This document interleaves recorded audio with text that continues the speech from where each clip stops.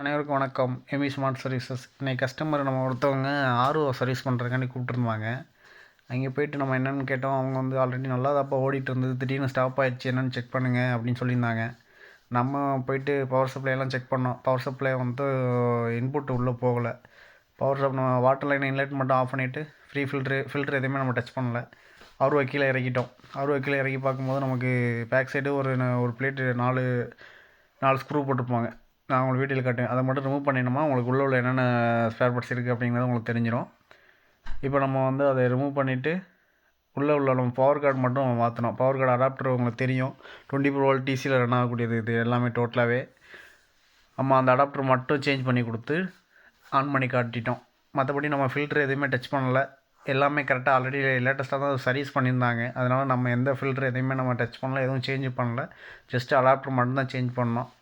Wiring வந்து already அவங்க பண்ணியிருந்ததுனால எல்லாமே டேப் அடிச்சு தான் வச்சுருந்தாங்க. நம்ம அதை மட்டும் சேஞ்ச் பண்ணிவிட்டு ஆன் பண்ணி காட்டிட்டோம். இன்லெட் வாட்டர், அவுட்லெட் வாட்டர் எல்லாமே உங்களுக்கு நீட்டாக வந்தது. டிடிஎஸும் நம்ம செக் பண்ணோம். டிடிஎஸ் வந்து 58 இருந்தது. அதை நான் உங்களுக்கு வீடியோவில் போட்டுருப்பேன் பாருங்கள். இல்லை எதனா டவுட் இருக்குது அப்படின்னா எனக்கு மெசேஜ் பண்ணுங்கள். இல்லை ஏசி நம்ம வீடியோ எடுத்து பார்க்குறீங்க அப்படின்னா ஏசி வீடியோ எதனா டவுட் இருக்குது அப்படின்னா மெசேஜ் பண்ணுங்கள்.